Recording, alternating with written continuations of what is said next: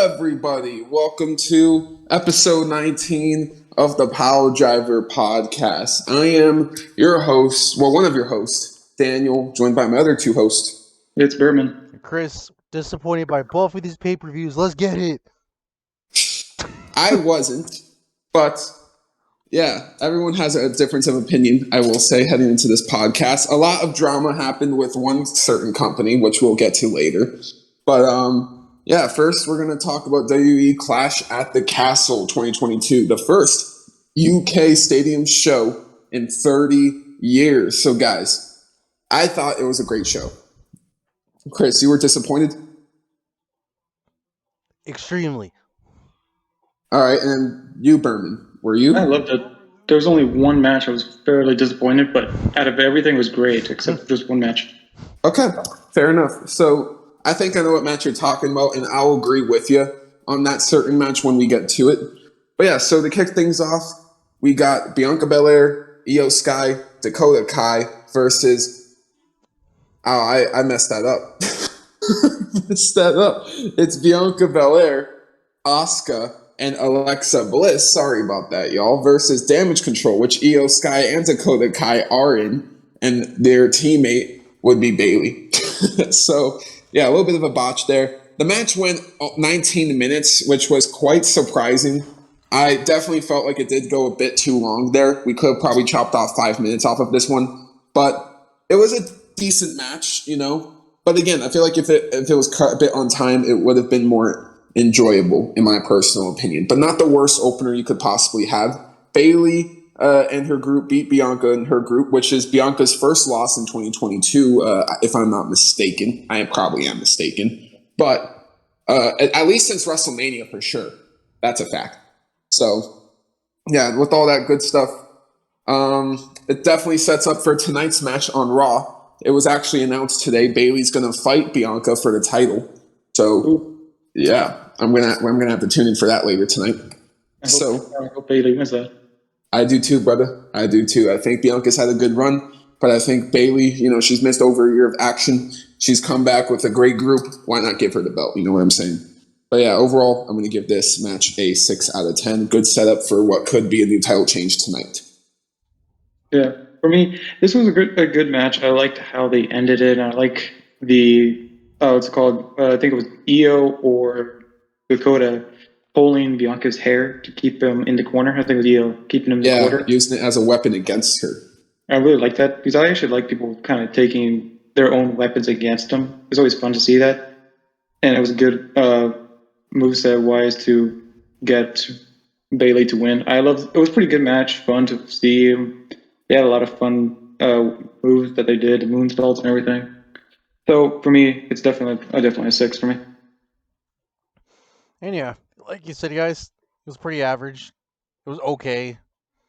There wasn't really, I mean, besides the little drama that happened within the ring with Bianca Belair and Io Sky, you know, basically all the ladies or whatever. It was fine. Whatever. It was fine. I mean, I'm glad it was on the pay-per-view, but like realistically, I could have just watched this on Monday Night Raw, if I'm being quite honest. So 5. Yeah. You know what? I actually agree with that. But hey, I get it. It was something new, building up to a 6-woman's tag rather than putting it on a random episode. It was something new. It just didn't work as well as in execution, if y'all get what I mean. Now, this next match I thought was great. Now, before the match began, they showed that at the last UK Stadium show 30 years ago was SummerSlam 1982, and the main event was Bret the Hitman Hart versus the British Bulldog for the Intercontinental Championship.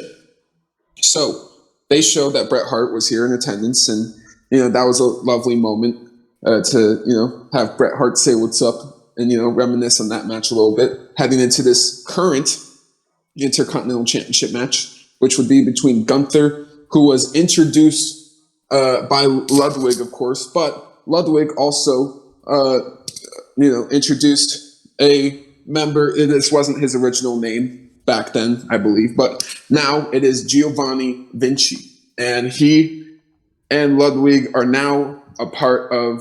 It's now Imperium. Imperium are basically back, y'all. All you're really missing is Alexander Wolf, I think, if you're not mistaken.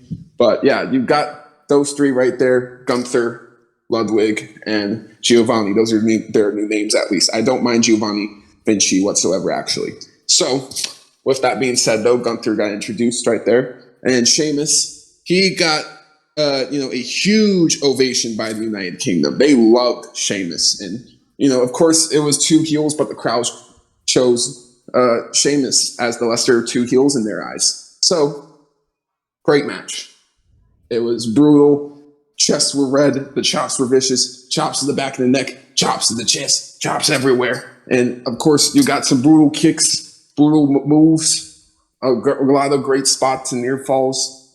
Overall, a lot of people were saying this is a 5 out of 5, 10 out of 10. If that's your style, if this is a 10 out of 10 for you, by all means, brother.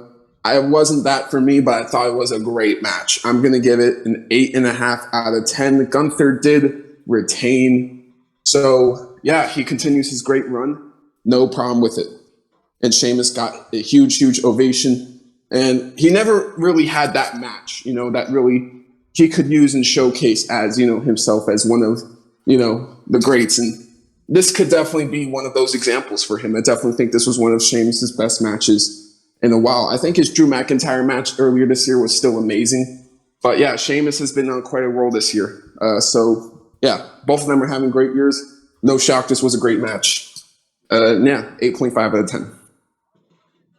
Yeah, for me, this is my type of match. I always love the hard hitting matches. Gunther versus Sheamus, or mainly Walter versus Sheamus. I love first thing that Imperium is back. I did love them. So I can't wait to see more of them. Maybe go for the titles, go against the Usos. That would sounds super interesting to see. This was a great match, and I love that Sheamus brought back the Celtic Cross, or what I know of is the High Cross. You haven't used that move for so long, and I loved seeing that, bringing it out. It's probably one of my favorite matches on this card. Really, it's just so fun to see how brutal these guys were trying to kick out of all their moves and everything. Definitely a 8.5 out of 10 for me. And I may shit on people chopping each other like all the time in this podcast from all them 5 years we get, but to be fair, this is the only time I'm gonna allow this to happen because Walter, not Gunther, is the only man I will back up. Because man, that shit was powerful, it was intense, it was so much fun. But unfortunately, Sheamus was not strong enough to beat Gunther, but I'm glad he didn't win. Because this will eventually lead to Gunther moving up in the company. So, 8.5. All right, y'all. Now let's move on to the worst match of the night, in my opinion. Second worst. Everyone's opinion. Second worst. Oh dear. I wonder what you think is the worst. Well, anyways, y'all. So this match was kind of underwhelming. They tried. It wasn't the worst match ever. It wasn't a bad match, really, but just wasn't that good. They didn't connect. Liv Morgan did retain in a clean match, which a lot of people thought didn't look believable or seem believable, which I think is a fair argument. But I don't know. They're trying with Liv Morgan. I just think something's not working here with the booking for Liv Morgan in this title reign. I'm going to go with a 4.5 out of 10. Yeah, this one I expected a lot because I always loved Shayna Baszler, and I really kind of wanted her to win just because I think she deserves a title. And this one, they really didn't mesh that well. And to be always a hard hitter now, I was never a big fan of Liv. There's sometimes I always love watching her and stuff. It's just that some of her moves always feel like they don't connect. Her finisher and finishers always rub me off the wrong ways when I watch it. Don't get me wrong, I think it was a good match, but it's not like they don't think they meshed so well, like what Danny said. So definitely it's 4. I say a 4 for me. And yeah, this was my bathroom break match. I didn't really care about it. Everything that Liv Morgan said about Shayna Baszler was right. She's just a knockoff Ronda Rousey and a very lousy one at best. So I was getting a 3. It sounded like Rue from Despicable Me when you said Baszler. Oh, I got money.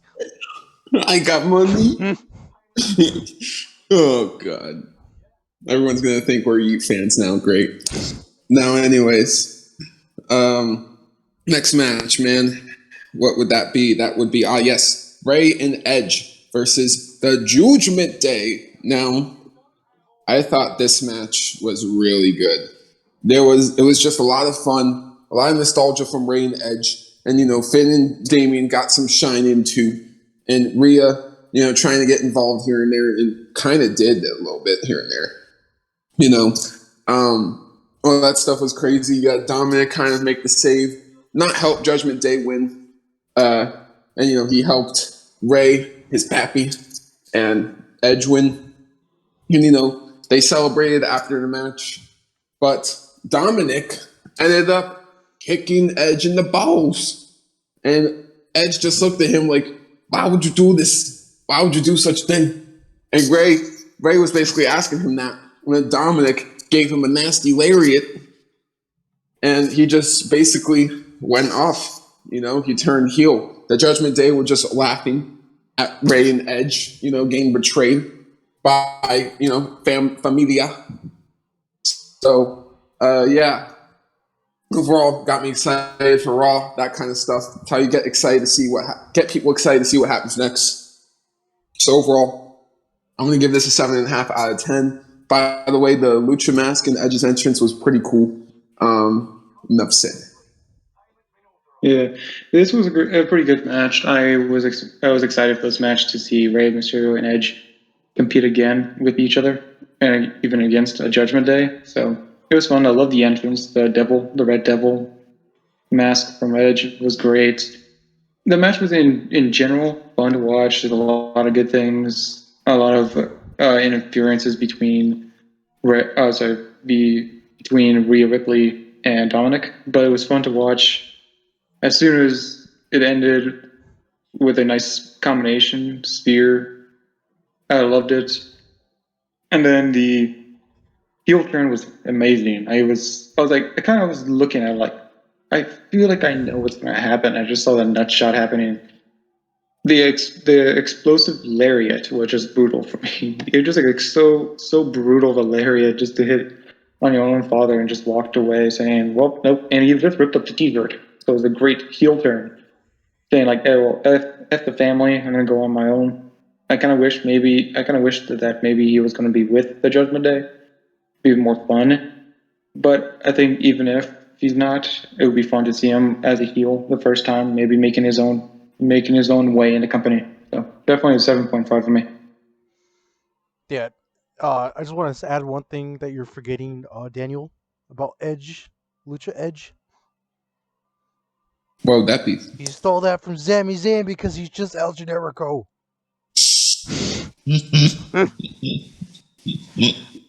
But for real though, the match was okay. I mean, it wasn't anything crazy. Again, this match could have just happened on Monday Night Raw. And besides, the only noteworthy thing was Dominic turning. So I'm just gonna give it a 5 because it was okay at best. You are a party pooper. No, those matches belong on Raw, not a pay-per-view. Well, we disagree. So, next match. You better have like this one, son. Seth Rollins versus Riddle. And Riddle came out as none other than Patrick Seastar, bro. And I have to say this. This was amazing. You had a bunch of high drama, a bunch of near falls, just crazy stuff. You had the story kind of there with Rollins kind of playing these mind games and, causing Riddle to rage. He was about to actually get himself disqualified at the end. He tried to hit Rollins with a chair, but, Rollins baited Riddle back into the ring and stomped him. And then he looked at the second rope, realized he wasn't done. He didn't just want to do one stomp. He decided to do a second stomp, but this time from the second rope, and it looked really freaking good. And Rollins got the win. So, yeah, this is the first time Rollins has won on pay-per-view in this entire year by pinfall or submission. So great job to Seth Rollins on that one. But for real, though, amazing match. Riddle looked good in it as well. Again, you just had a lot of just crazy stuff. You had Rollins hit the RKO, if I'm not mistaken, No, he hit the rope punk DDT. And then you had Seth Rollins. He, of course, there was that pedigree near fall too. But you also had, freaking Matt Riddle hit that bro to sleep. And just a bunch of crazy stuff happened in this match, man. Just definitely a match you can go back and watch and have a ton of fun with. I'm going to give it a 9 out of 10. Amazing match. Not a surprise. Yeah, this was an amazing match. I was very anticipated for this match entirely. I knew these two was going to just bring the house down, and they absolutely did. It was amazing to watch these two. I loved how Seth Rollins was kind of getting in his head a lot, trying to make him angry. That was his whole strategy. I really loved it. The curb stomp from the middle rope, amazing. I was happy to see him incorporate in a new version of his curb stomp. I really love that. The weirdest thing to me is it's called Seth Rollins did a neutralizer, but the announcers called it a Broke Derek. That's not Broke Derek. Yeah, I forgot to call that out. Yeah, I remember that. But I that neutralizer popped me too, man. Just so much stuff. Yeah, it's great, but it's just weird that announcers call it a Bro Derek, which is not. The Bro Derek is the opposite way around, where the belly is against the other opponent's belly. So it was really off to me. That was not a Bro Derek. That was just a neutralizer. So they probably just wanted to say they probably just didn't want to say Cesaro. That was just funny to me, but definitely probably one of the best matches on this one. Definitely a 9 for me. Also, too, I liked it was a 9, but they did it. Riddle hit the go to sleep, or should I say, bro to sleep, because WWE are a bunch of cowards and they're just scared of competition. Am I right, Phyllis? Yeah, roll it. Okay. I'm going to say no. Thank you for contributing, Daniel. I hate you. Okay. Okay. But for real, though, this is the best match of the night because I have a lot of shit to say for the next one. But this was great. There was drama. There was feud. We got to see a nasty set of Riddle. And who knows, maybe his character might change soon enough. If he becomes more of this shit happens to him. So, 9.5. Okay. Now, we ready to talk about the main event? No. Yeah. All right, guys. Roman Reigns versus Drew McIntyre. Now. What can I say, man? First off, the crowd was insane. Not just throughout this match, but throughout the entire night. But they peaked during this match. Just crazy atmosphere. And then you started all off with Drew. It shows it's playing Broken Dreams. He hasn't come out to it, but it does play Broken Dreams and showcase his childhood and his upcoming and stuff like that.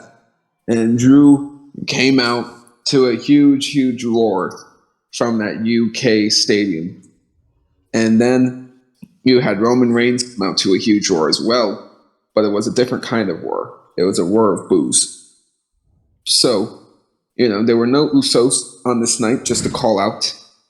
For all the people that like to say, Roman has the Usos cheat for him all the time. Yes. So there were no Usos.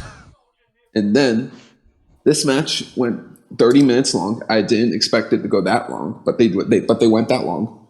And that kind of sounds like a sex joke. It's not though. Anyways, point being, okay, is that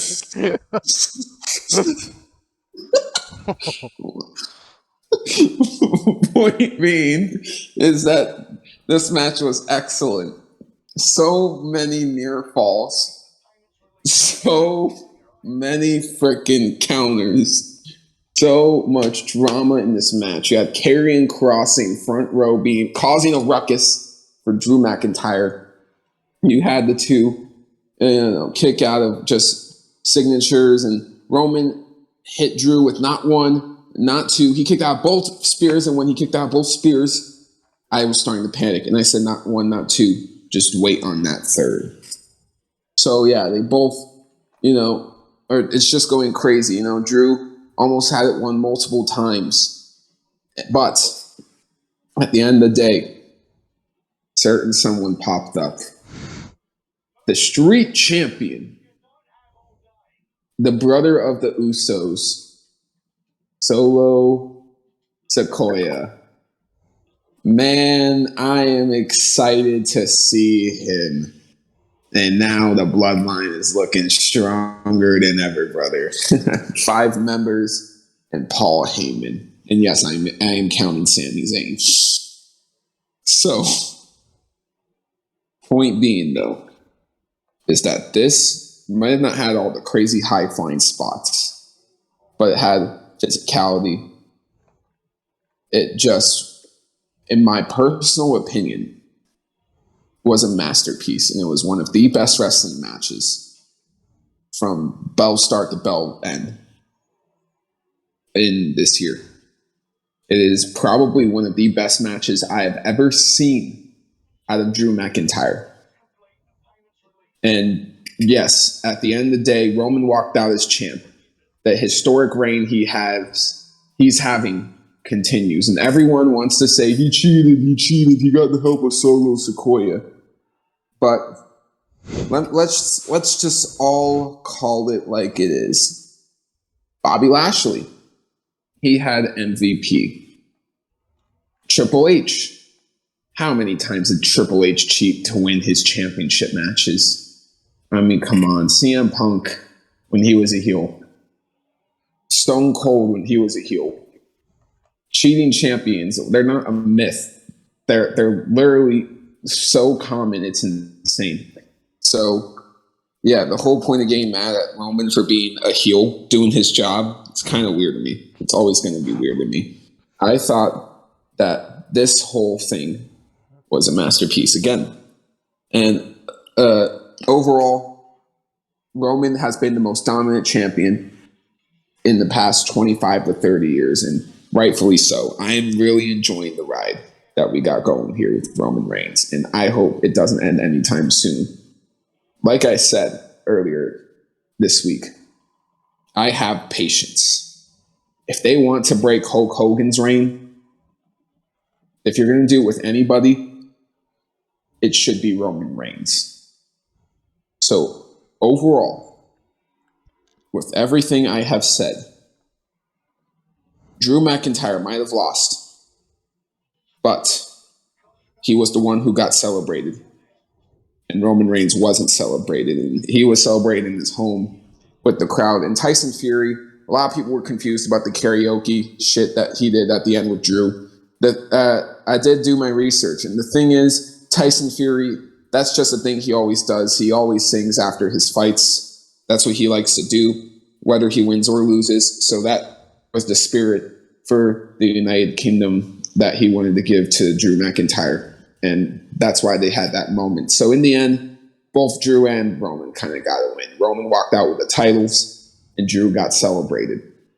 So overall, I'm going to give this whole thing a 10 out of 10. Expect this thing very high on the match of the year list. Yeah, this match was great. I loved how they came out. I loved the roar of the crowd. Everything was so good, counters and everything. It worked so perfectly. It definitely was a masterpiece. There was, sorry, what was it? The Theory. You didn't mention Theory trying to cash in. He completely failed. Oh, that was hilarious. Yeah, it was funny. It was funny that pretty much he tried to cash in, but Tyson Fury knocked him the hell out. It was very good. I was like, oh, I knew Theory's going to come in. I wonder when, but then he just got knocked out, so it was funny.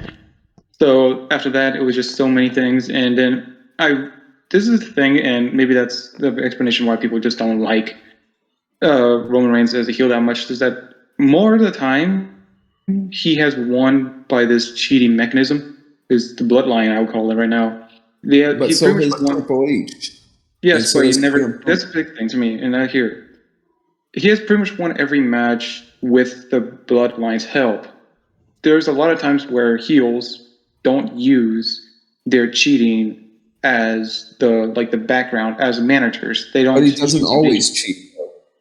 But consistently, he has been consistent with doing that stuff. It's just like a lot of others that people say, like, oh yeah, they're good heels, but some people hate them because of how many times they just ask someone to help him out. Like Bobby Lashley used that half the time. The other half the time, he was pretty much just alone, and he was just spearing people. That's his style. He was never getting help a lot of the time. No. His entire title reign, he had MVP help him. At WrestleMania, he had help with MVP. Hell in a Cell, help with MVP. At Kofi Kingston, help with MVP. Goldberg, help with MVP. Miz was the only time. That was the only time. Well, Roman Reigns hasn't done that a lot of times in the recent Roman years. Reigns beat John Cena clean, and Bobby Lashley would never be able to do that by himself. Yeah, but that's my explanation of why people just don't like him, because of how many times he's used it. And I would probably say the same thing. Because sometimes I always love Roman Reigns. There's no doubt for me. I love Roman, but it's just so annoying sometimes when I see people cheating where they probably don't even need to cheat, or they don't need to use this background people. They can just win by their own hands. They're just too afraid of losing. And I don't give any disrespect. I just sometimes don't like that stuff. But even if I love this match, I was super happy seeing Solo Sikoa. I'm okay with that. And relating to Solo Sikoa, NXT is probably dead for me. So I'm just going to put that in just really quickly. But Solo Sikoa, I'm happy to see him back. Him into the Bloodline is interesting to see him. I'm hoping that he does more stuff with him. So with that being said, the rating for me is definitely a 10 for this. And I can't wait to see more. I'm hoping for the Karrion Kross versus Drew McIntyre soon. Can't wait to see that match. It's very, and I'm not even gonna lie. The match itself, it's great. I loved it. There was many spots where I was like, "Oh shit, Drew McIntyre actually kicked out of Roman Reigns' thing. We might actually have a change." But I don't have a problem with champions being cheaters. What I have a problem is part-time champions, Daniel. And right now, And you allowed Brock Lesnar to be a part-time no, champion. I liked him at the beginning because it was just being ignorant. I was just being stupid and edgy. But it just announced right now, as we speak, that he's taking another leave of absence. So I'm like, what the hell is the point of me watching Raw like every other week if you're just gonna build up somebody just for them to get destroyed by Roman? Like that doesn't make me want to watch the product anymore. Like it just pisses me off to the point I'm like, what's the point? And how are you gonna? The point is Roman's the best, and if no one's as good as him, then anybody else is. Daniel, it's literally the same fucking thing he does like every other match. Like Name one person who should beat Roman. Who should beat Roman? At this If you point, say Cody Rhodes, at this you're point, wrong. it's gonna be Cody Rhodes because let's be real, Kevin Owens is not gonna do shit. He's gonna probably end up cheating again in the Extreme Rules by his new NXT buddy because it's the same shit. It's just rehash. It's just the Usos are here. Let's just get a random brother. Oh, let's get this random guy from the NXT nobody gives a shit about, and let's just put him in it because NXT. Karrion Kross can take him away. Karrion Kross can destroy Roman. I'm hoping Bourbon because I even think they're gonna bury Karrion Kross at this rate too. Because I'm scared, dude. Because what's the point? And what the hell are we gonna do for the belts right now? He's left. Like I'm just gonna say this again. No, there's literally not one person who should beat Roman right now, and it's not his fault. It's not his fault. It's not. It's the fault of Vince McMahon relying on one fucking person for the past 2 years of not being original and doing this stupid Brock versus Roman shit 5 times in a row. And I guarantee we're gonna fucking see it again real soon. Triple H is in charge, so doubt. Triple H isn't gonna do shit. I'm done. Great match though, but fuck, I hate that ending. Overall scoring of the pay-per-view 5 because there's only 3 good matches. The rest belonged on Monday Night Raw. Oh brother, yeah, I think you're so wrong on that. And I'm gonna say it's cool. when we get to AEW, because I'm not fucking. I have a few words for them too. I have a few fucking words for them too. Oh man, just Chris. Before we head on to AEW, right? This is what I'll say. I think you should still watch the product. I think you should. And the reason why is because even if the world title scene isn't like anything you care about, there's still the US title, the IC title, the women's titles, the tag titles. They mean nothing. That's cap. They mean nothing. After Sheamus versus Gunther, I know you're capping. That's the only one that matters.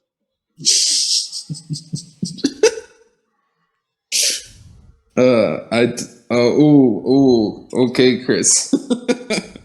Now, you want to move on to AEW? Yes, please. Yeah. All right.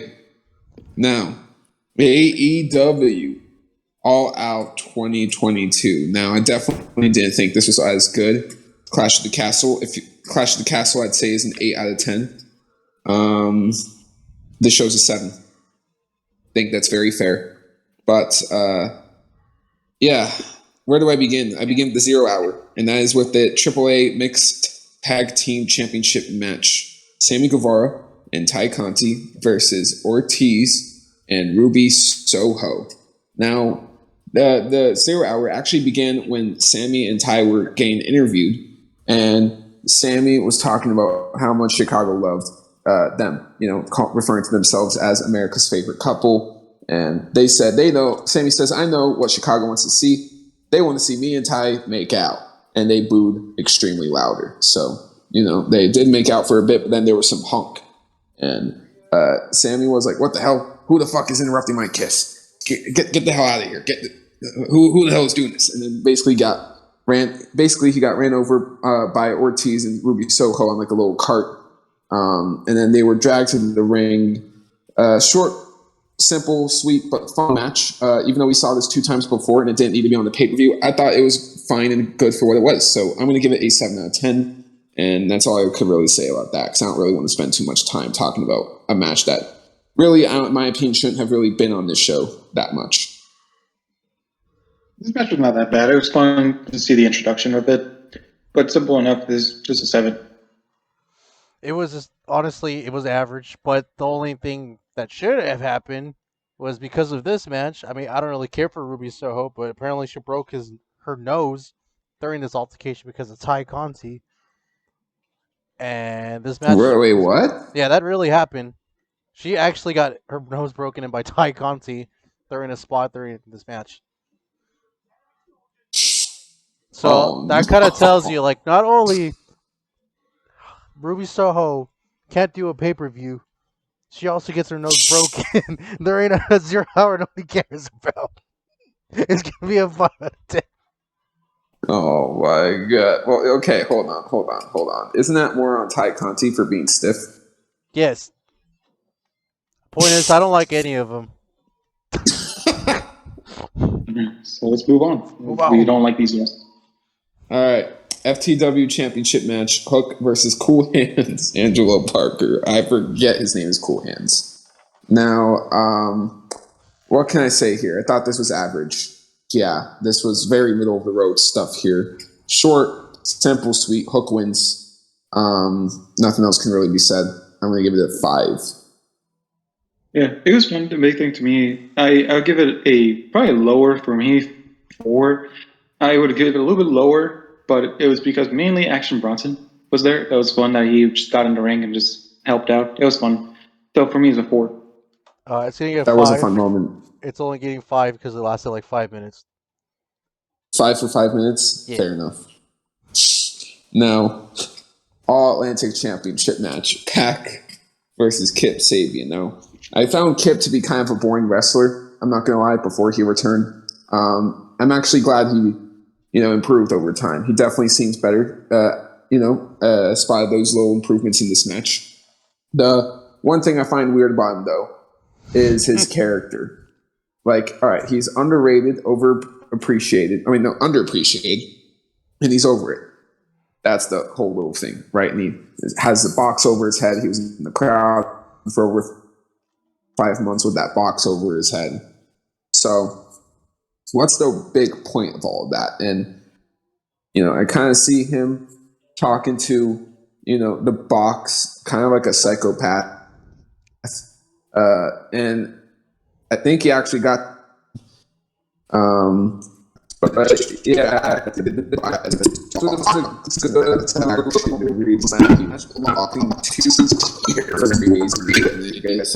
say it was just some fun. But again, I'm kind of questioning what Kip's character is. Is it kind of like an Al Snow thing where Al Snow was like, talking to like the mannequin heads? And 7 out of 10. Good match. All right.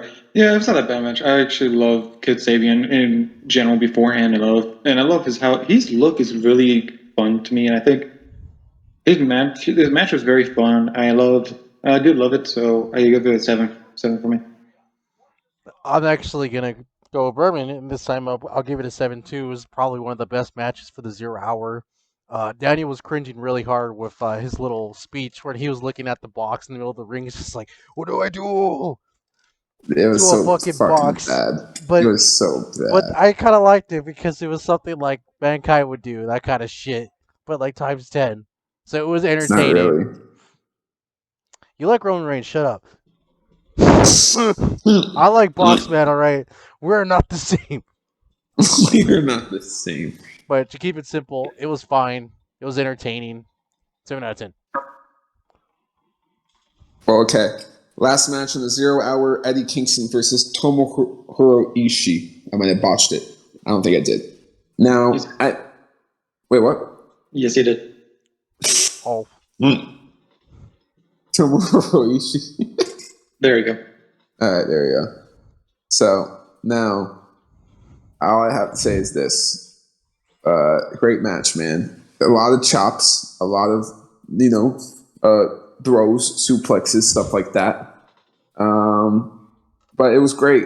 It was great. Eddie Kingston got his win back from Capital back in May, I think it was, somewhere along those lines. But yeah, overall, I'm going to give it an 8.5 out of 10. Overall, fine 0 hour, nothing too crazy besides the last match. So go check out Kingston versus Ishii, if anything. Yeah, I love this match. I always love Ishii myself, one of my favorites. And Kingston's fun as hell. This was a great match. Even I know Chris probably didn't like the match, probably because of how much slaps there was. But these slaps look so much more brutal because of how much redness you see on their chest, the purple on their chest. It just looked like so much impact on them. So I think it was just a great match, probably one of the best on the 0 hour, and definitely an 8.5 out of 10. I love the match, and I can't wait to see the rubber match. uh, yeah, I hated this match. I mean, I will respect Eddie and Tomer.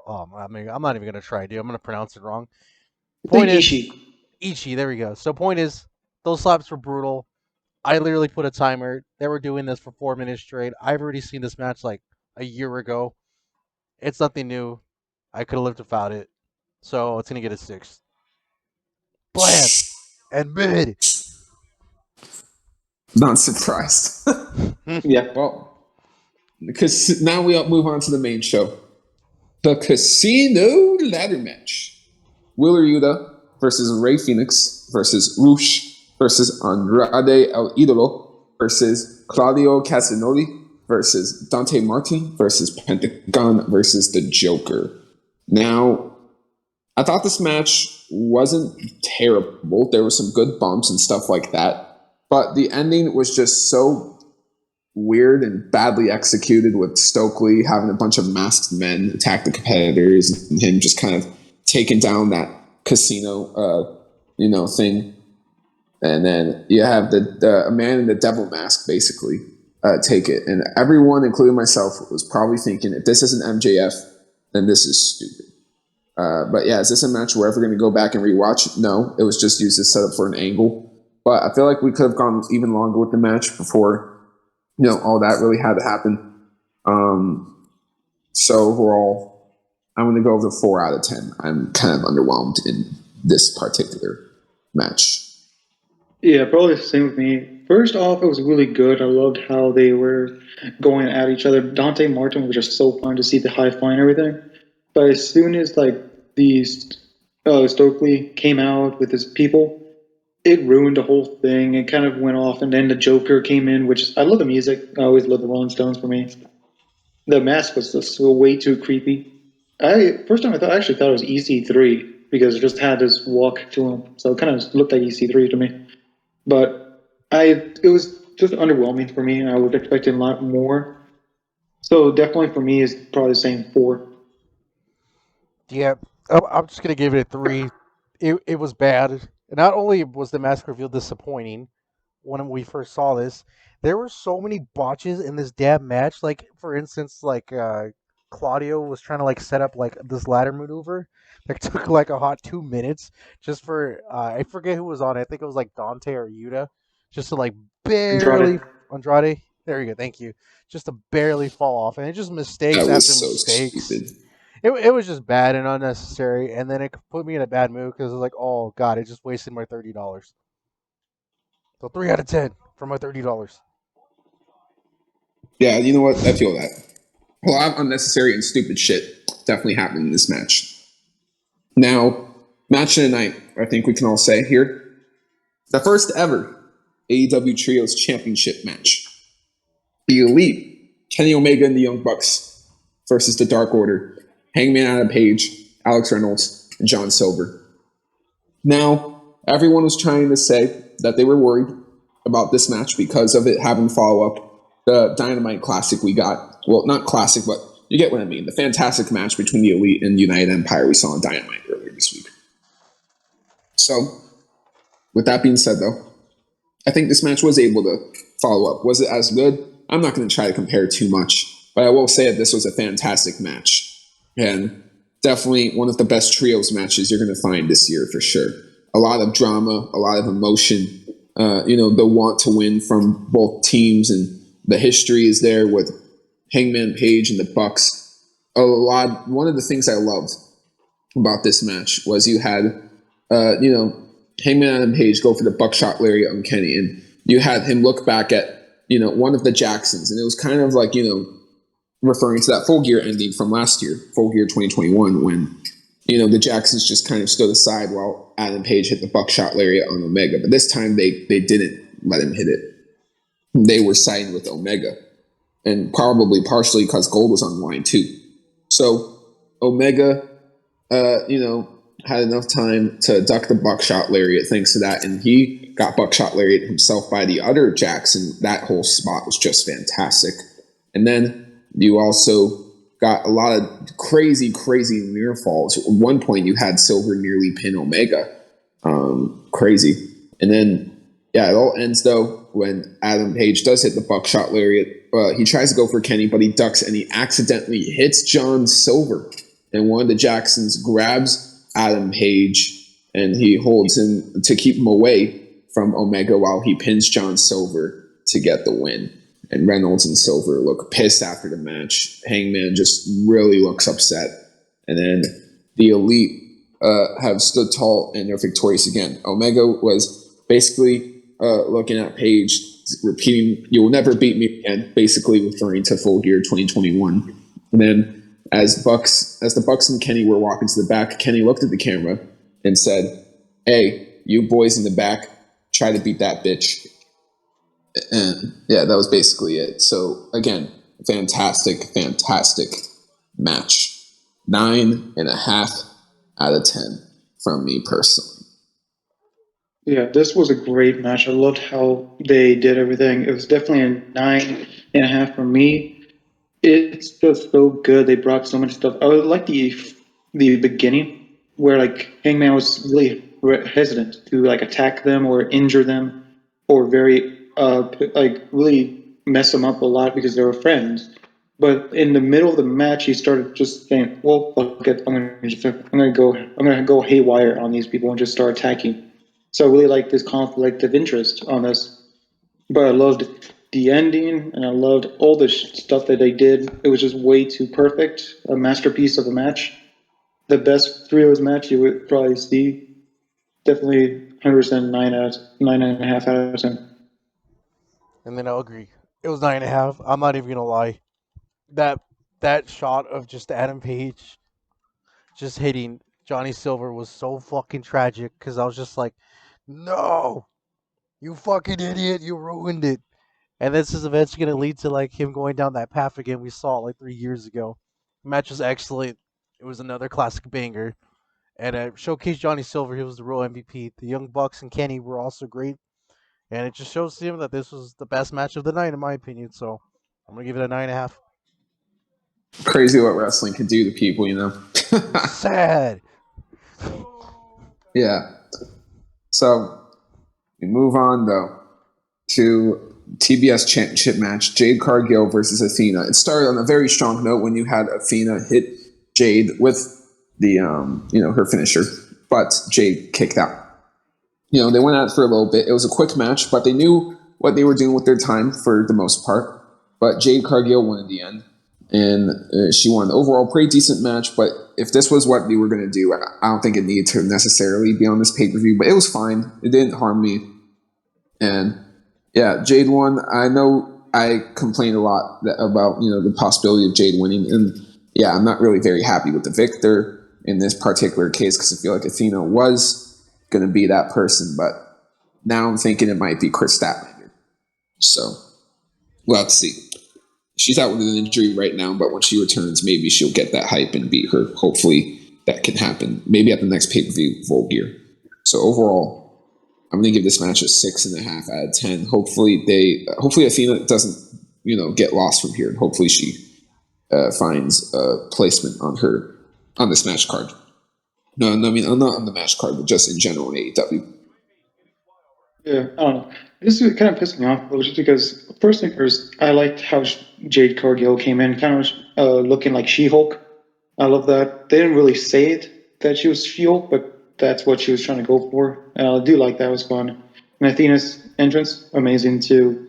I love the beginning of the match. She went for the finisher, the O face. I don't know why that name, but that's the name of it, O face. I don't know why, but it was pretty good. It was a good start. I liked it.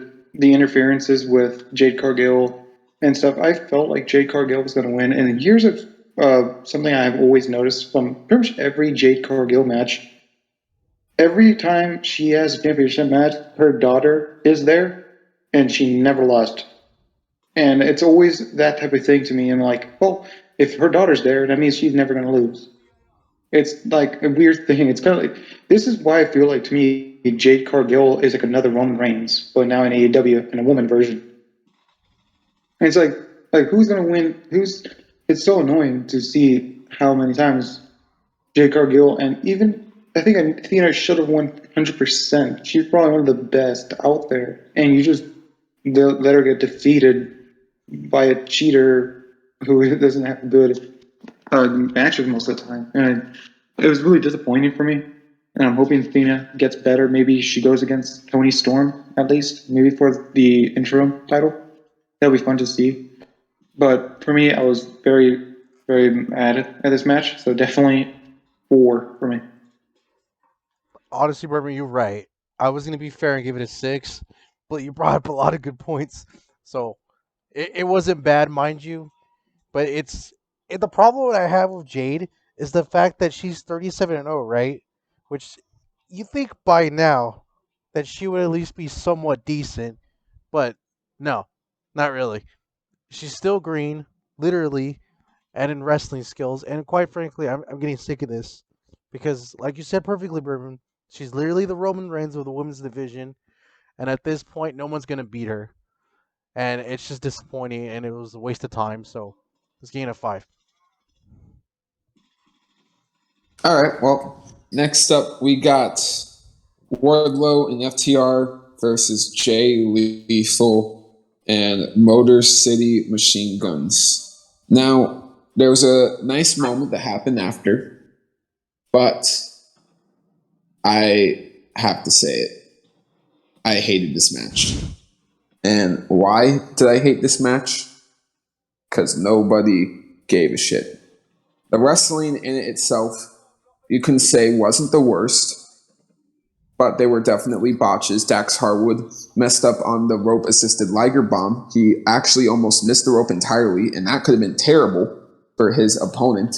So, yeah, that was done wrong. There were, probably, from my memory, a good 2 or 3 other things that were just really done wrong and probably could have just ended in a really bad accident, if I'm being honest with you. The crowd was so freaking dead that man, it was unbelievable. How are you going to have an arena with over 10,000 people and nobody gives a shit? That's just crazy to me.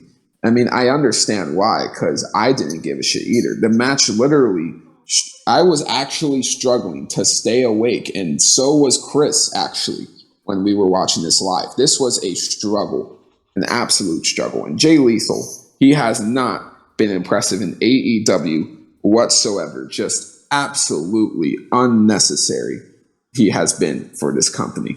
And I that sounds harsh, but I don't care. Jay Lethal has no purpose in this company. He has done nothing good for AEW. Lethal and Friends is a fucking trash-ass group. And this match was just as trash as that group. And the addition of Motor City Machine Guns, I was proven right. Nobody cared. So, I'm just going to say it, man. 1.5 out of 10. The moment after with Samoa Joe returning was pretty cool. And then you have Dax's daughter come out and pin Sanjay Dutt. That was fun. Those 2 moments were great. But besides that, I feel like we could have just had a 5-minute segment, maybe featured Motor City Machine Guns if you wanted to. But we should have just had Samoa Joe and freaking Dax's daughter return. This match was just awful. So, yeah, again, 1.5 out of 10. Easily the worst match of the weekend. Yeah, for me, I was kind of happy to see Motor City Machine Guns. I always love them, and I was I was half and half excited and not excited. But I say I was proven wrong a lot. Same as you, Danny. This was very bad, and it pisses me off a lot that they use Motor City Machine Guns for this match, and they could have used them for any other match. They could have put them in as a trios with Kushida if they wanted to. That's probably the funnest one to see. But they just left them for this stupid tag team, trios tag team that made no sense and didn't make any sense to line them up. And it was so dead, and it made me almost fall asleep almost. And I mean, it pissed me off a lot. So with I hate the main thing is that the machine gun is the Motor City Machine Guns getting disrespected pretty much in this type of match, and it pisses me off a lot. So definitely, I'm gonna give this a 1. You're right. This is getting a 0 because this shit belonged on Rampage. Danny, you already said what it even said. Bourbon, you said the same thing. I don't want to talk about this fucking garbage because it's a waste of time for Warlord and FTR. And they're the fucking champions, for God's sakes. And the worst thing is, how much you want to bet they're going to continue this feud even after this pay-per-view. Because they don't have anything to do with these three, I should It's say. insane. The shit It's was insane. trash. Honestly, I think this brought down the momentum of Wardlow and FTR. Very 100%. It always pissed me off where they are not using FTR to their fullest potential, and if they don't use them, FTR, go to goddamn New Japan Pro Wrestling and just defend your titles there. You're gonna have so much more fun there than freaking AEW right now. I am completely honest, and I'm hoping they're probably listening to this if they ever are. They need to get the hell out of there and just defend their titles at New Japan Pro Wrestling, because they have the titles, and there's a lot of people right now in there that's the best matches for them, and that's the only thing I would say. Well, way to bring the morale down right there with that match, but we'll bring it right back up, ladies and gentlemen. Do not worry here. Next up, Powerhouse Hobbs versus Ricky Starks. This match was pretty decent. It was quick. Powerhouse Hobbs got the win. I don't think we're really surprised by that result whatsoever. They've been presenting Powerhouse Hobbs like a badass, and if anything, I think he should get into a TNT title feud with Wardlow. That would be way better than the garbage Wardlow is currently doing with Lethal and Friends. So, yeah. Overall, Hobbs with the dominant win. I'm going to give it a 6.5 out of 10. Hopefully, they don't have Ricky be completely directionless after this loss, though. Hopefully, they have something in mind for him as well. Yeah, it was a good match. I liked it. Same with me. I'm hoping that maybe Ricky Starks maybe joins one of the other factions. I don't know what type of faction he would go for, the Jericho maybe or someone. But because I always loved Ricky, so I'm hoping that maybe they push him into another group or makes his own group. I don't know. But yeah, 6.5 for me. Yep. Same here. 6.5. It was nice. It was decent. Not much to talk about. Let's move on. Tag Team Championship match. Swerve and Glory versus The Acclaimed. A lot of people love this match. I don't see it. I thought it was good, though. I did like it. The Acclaimed definitely got a good performance in here. They were pretty over. It kind of turned Keith Lee and Swerve into the heels for tonight, which honestly was pretty surprising to see. I thought, the Acclaimed weren't that over, but they are. Again, I like the Acclaimed. Don't really care that much for them to see them become the tag champs. So this was a bit of a bizarre reaction, in my opinion. I'm quite surprised by it. But again, maybe I'm bizarre for calling people bizarre, but whatever. Point being is that I thought this match was good. Swerve in their glory, rightfully retained. Believe it or not, if I am correct here, let me just double check here. I'm going to say that probably they're going to have Yes, another match at Grand Slam. they could have another match at Grand Slam because the Acclaim seemed kind of salty that they lost. But this is a fun fact. This was actually the second longest match of the night at 22 minutes. It did feel long. But again, it was good. So I'm going to give it a 7 out of 10. If the Acclaimed win at Grand Slam, it is what it is. I'm fine with it, but I don't really think it's, I don't think it's needed, necessary. But hey, that's just me. Yeah, I think that to me this was probably one of my favorite matches. I just loved how fun, and I just loved the crowd's reaction, making a new song like "Scissor Me, Daddy O." Like it's just so goddamn funny. It made me laugh. I love that the crowd was just making up a new jingle for them. It's just so good. It was so fun to watch the match, and after this match they were doing an interview with Swerve Gonzalez with Tony Khan. Tony Khan said, "I think I'm going to make a match for Grand Slam for Sport Runner Glory and Acclaimed for the championship because of how good they did. They had a lot of good reaction. So a lot of people loved them. So for me, I actually love this match. So I'm actually going to give this an 8.5 for me. I love this. Cool. And then I guess for me, I'm gonna give it a 7.5. I was actually for once supporting the Acclaim. Funny enough, like in the beginning, I wasn't gonna lie. I fucking hated them. They were like, and I know it's gonna be a hot take, dude, but like the raps are okay.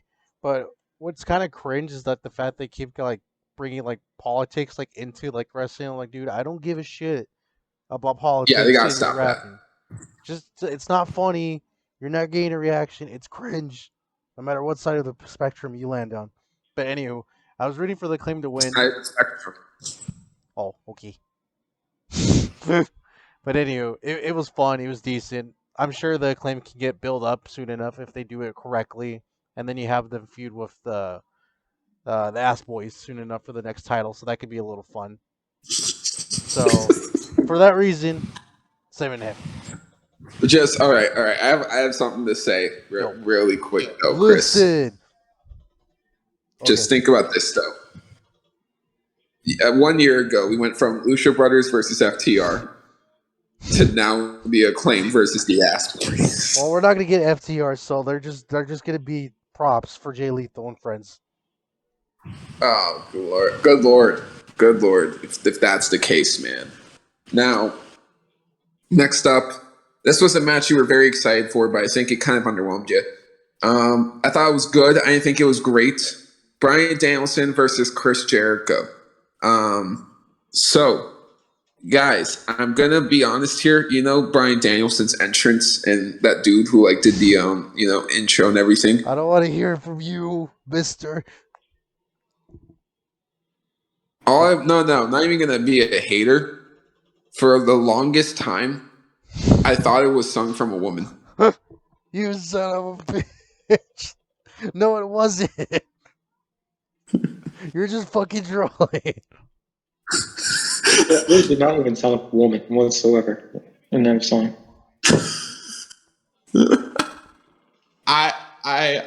Okay. I guess I hear it differently now. But personally, oh well, it is what it is, man. So now this match was good though. I feel like it was a bit slow. It was the longest match of the night at 23 minutes. But yeah, I feel like I was waiting for them to hit that, third, fourth gear, and they just didn't quite get to that, Kind of unfortunate. Jericho wins, and he did cheat the win. But yeah, overall, simply a good match. I feel like they will have a rematch down the road, though. I feel like this isn't over. I'm going to give it a 7. Yeah, this was a pretty good match. I was expecting a lot more with this because this probably could have been probably number one match out of the night. But no, it was still pretty good. It was not 100% great, but it was still good. But I give this a 7.5. I like it, and it looks like it's going to continue with Daniel Garcia versus Wheeler Yuta for the Pure Championship because of what's happening. And then same here. I was actually last week when we were recording. I thought this was going to be match of the year, but no, no. 10 years of disappointment. Like it wasn't bad, it wasn't good.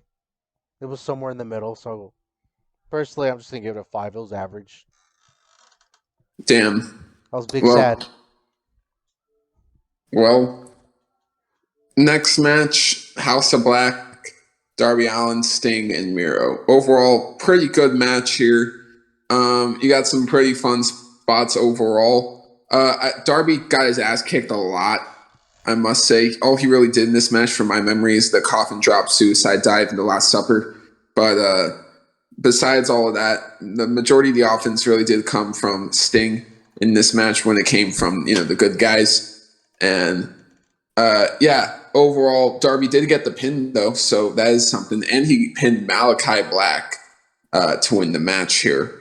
However, after the cameras weren't rolling, and they were probably playing the promo video for Punk and Mox, or probably recording commentary saying something, who knows. Whenever the House of Black walked off, they hugged after the match, and as they were walking up, the crowd was applauding them, and Malachi blew a kiss to the crowd, took a bow, and that was simply it. And it was news did come out earlier this week that Malachi did try to request a release from AEW, which was denied. We don't know why it was denied, but yeah. Overall, though, I want to hear what Malachi has to say about it. He's been completely silent on everything, but apparently he has been dealing with mental health issues recently and has needed a back surgery. So I think A, he may be going on break, or B, he is completely done and gone from AEW, which is a very likely possibility. Overall, though, I hope the best for Malachi in his personal life and his career. Overall, I'm going to give this match a 7.5, but Malachi's mental health is the more important subject at hand here, which maybe we'll talk about in a separate video. We'll have to see. Yeah, so it was a good match. I liked it. It was fun to see these. It was really it was very uncooperational when Miro didn't want to tag Darby Allin or Sting. So it was like, well, I'm just gonna tag myself then. But it was fun. It was a pretty good match. Pretty much the finishing was Sting throwing the black mist in Aleister Black's face, and then Darby Allin hitting the Last Supper pin combination to win the match, and it was pretty good. And I'm hoping that Alistair is okay. I'm hoping that I'm hoping that if he does want to go and just try recovering. And if you want to come back, or just go back into WWE maybe and just stay with his wife, his wife over there. And that's all I'm hoping for. And I'm just hoping that he feels better soon. And so it's definitely 7.5 for me. Same here. It's a shame to see Malachi go, but I get it. And honestly, even if you were to leave AEW, I understand perfectly. Because let's be honest here, guys, the House of Black is not going anywhere. They lost too many feuds to count to make him legitimize, and I'm blaming Cody Rhodes for that shit before he left. So if he leaves, I get it, because like literally he was complaining before that he's kind of like going around in circles and circles for Malachi Black. So I get where he's coming from. It's a shame. I'm sure he was better, but those two, Buddy Matthews and Brody King, can do good by themselves. So they'll be alright, and Julie Hart too. So 7.5.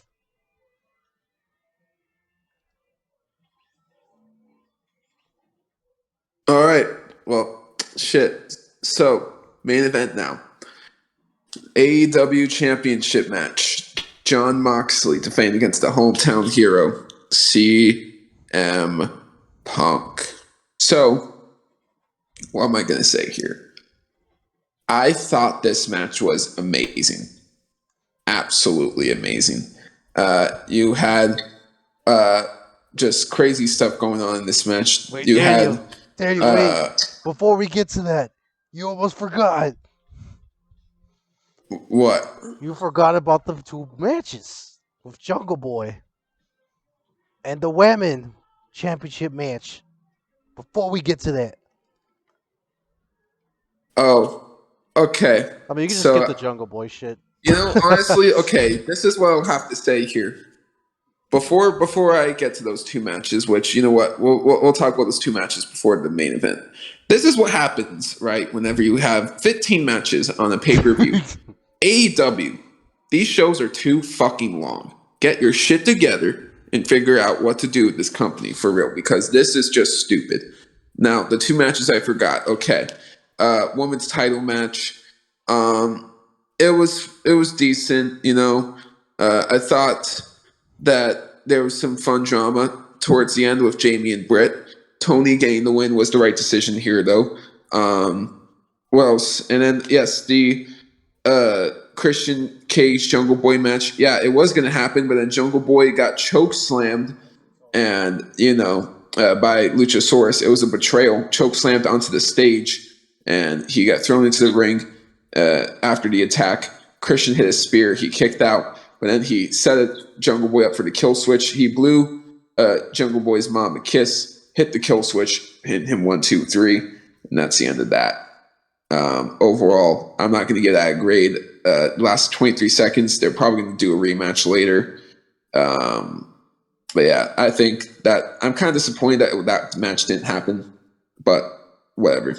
I do have an explanation. Don't mean to interrupt, but the reason why it was 23 seconds because apparently Christian Cage wasn't fully recovered yet from an injury. That's why it was like that. Then don't have to do the wrestling. That's true. But that's the reason. I'm not excusing it, but that's the reason why it was 23 seconds long. No, yeah, I get it. Yeah, I get you. But yeah, that's all I really have to say, honestly. Yeah, for me, first the women's match. I'm glad. Thank God that Britt Baker didn't win completely. That's 100% for me because this was my make or break moment for me. I'm glad that Britt Baker didn't win and Tony Storm won, the right person to win, and I'm happy with that. So definitely a 7 for that. And then the Jungle Boy, it was to me. I like the match. Don't get me wrong, it was not really a match, but I like the betrayal from Luchasaurus at least. So if there was a rating, I give it a 5, but because probably there's no rating at all. Yeah, and whoa, it's blah, blah. I almost must have screwed up. Jesus Christ! I hope they explore more into why Luchasaurus did what he did because, like, realistically, it doesn't make any fucking sense for him to turn heel. I mean, I like Killsaurus, but it's fine. Thank God Britt Baker didn't win, and Tony Storm's got it. But now it's time to talk about the real stuff. So, Daniel, as you're continuing. Yes, Punk and Mox main event. That was amazing. A great match, amazing match between two of my favorite wrestlers in my top 10 all time list, probably. You had that brawl outside, which was more than a 10 count, by the way. So yes, that was definitely a count out. Huge flaw right there, but that's all. That's my only major issue.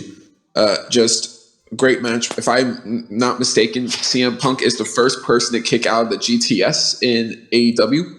Would that be correct? You mean the Death Rider, right? You trying to say? Oh no, the GTS. I think Mox was the first person to kick out of the GTS in AEW so far. That is true. Yeah, so that's cool.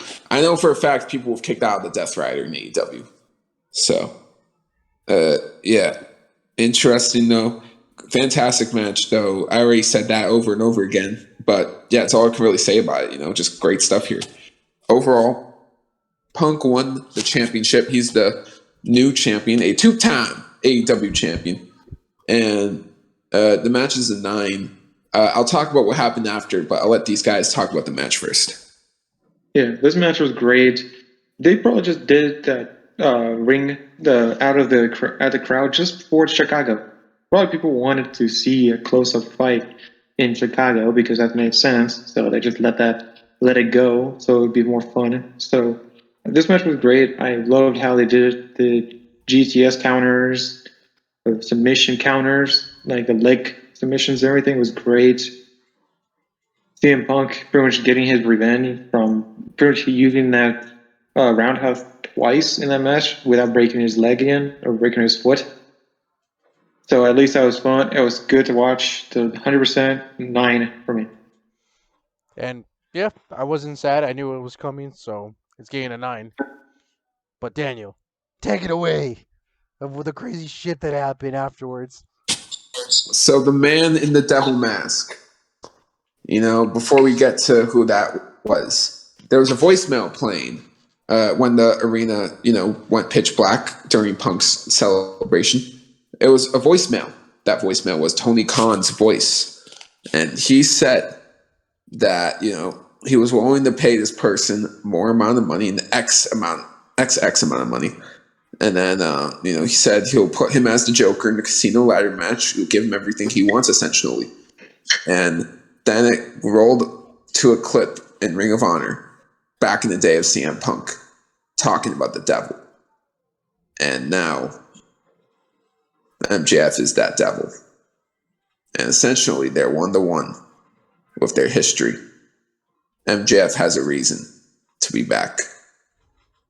So I think we're getting this at Grand Slam, and obviously a lot of drama happened with CM Punk, which we might talk about separately in another video. All I can say about that right now is he will probably get suspended, but I think they're going to wait on that suspension until after Grand Slam, because I think he's going to lose that belt to MJF in 2 weeks. Which even before all this drama happened, I kind of figured MJF's going to win the belt in 2 weeks at Grand Slam. So yeah, with all that stuff being said, I am going to give this whole show a 7 out of 10. It was a long show but it was a good one. I think there could have been a few things cut. You could have cut a few matches off of here and made it a shorter show, but with all that being said, it was fine. It was good. But I know AEW are better than good. So it is a bit underwhelming that this is what they kind of produced for their biggest pay-per-view of the year. Yeah, I'm happy with MJF. I've been a bigger fan of MJF. If you know me a lot, I hated him a lot. It kind of pissed me off a lot when I watched him. But I got a lot more respect for him from that pipe bomb that he had.